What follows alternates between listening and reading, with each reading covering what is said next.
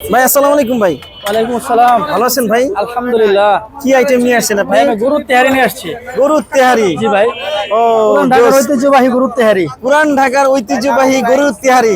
জি ভাই ভাই। সবাই কেন পুরান ঢাকার ঐতিহ্যবাহী এটা লাগায় ভাই বুঝলাম না। আসলে ভাই পুরান ঢাকার ঐতিহ্য এটা নাম হয়ে গেছে, খাবারের পরিমাণ ভালো, সবাই আকর্ষণ থাকে একটা পুরান ঢাকার তেহারির মধ্যে। আচ্ছা। সেম মশলা দিয়ে এই খাবারটা রান্না করা হয়েছে।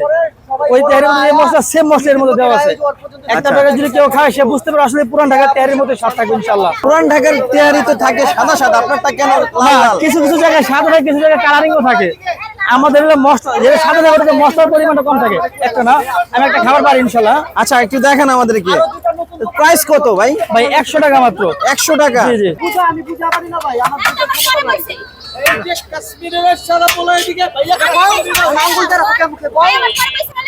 এই যে ভাই 100 টাকা। 100 টাকা অনেক দিছেন ভাই, অনেক। আসলে ভাই আমরা তো নিজেরা রান্না করতেছি। বাইরে একটা এটা হুজুরের।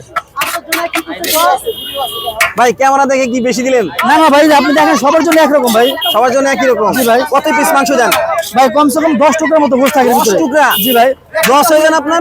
না ভাই লস হবে কেন, আমাদের লাভের পরিমাণটা কম হয়। আসলে আমরা জনগণের খেদমত আছি তো, রান্নাগুলো যে খরচটা লাগে এখানে ভাড়া লাগতেছে না, খরচ লাগতেছে না, আলহামদুলিল্লাহ আমরা দিতে পারতেছি।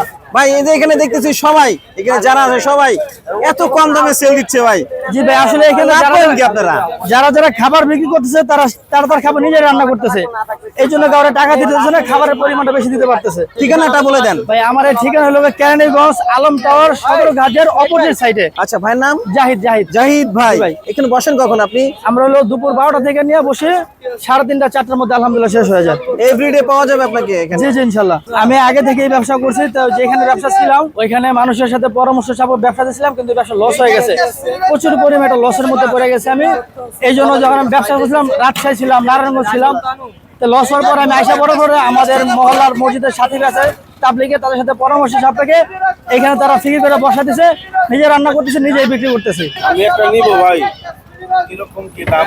ভাই এটা হলো গরুর তেহারি 100 টাকা প্যাকেট ভাইয়া। 100 টাকা। জি ভাই। কি পরিমাণ দেন? আমি একটা প্যাকেট ভরি, আপনি দেখেন ইনশাল্লাহ। আচ্ছা ঠিক আছে দিয়ে দিন। তবে আপনি নিরাশ হবেন না ভাই, অনেক বেশি দিবে ভাই। আমরা অনেক দূর থেকে শুনে আসছি তো।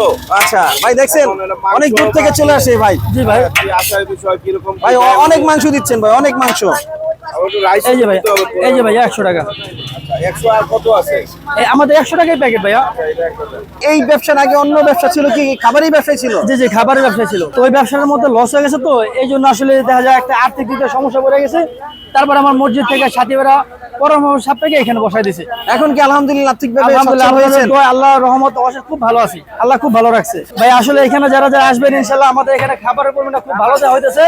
আমরা জনগণের খেদমতে সবাই আমাদের জন্য দোয়া করবেন, আর ইনশাআল্লাহ সবাই খাবারের জন্য এখানে আসবেন ভাই। আসলে আমাদের এই খাবারটা অনেক প্রকার মশলা দিয়ে তৈরি করা হয়, যা সরিষা তেল সয়াবিন তেল মিক্স করা হয় তেহারির মধ্যে, বিভিন্ন ধরনের মশলা আছে, টক দই ঘি ডিপ্লোমা দুধ অনেক কিছু দেওয়া আছে ইনশাআল্লাহ। দোয়া করি আপনার ব্যবসা আরো ভালো হোক। ইনশাআল্লাহ ইনশাআল্লাহ।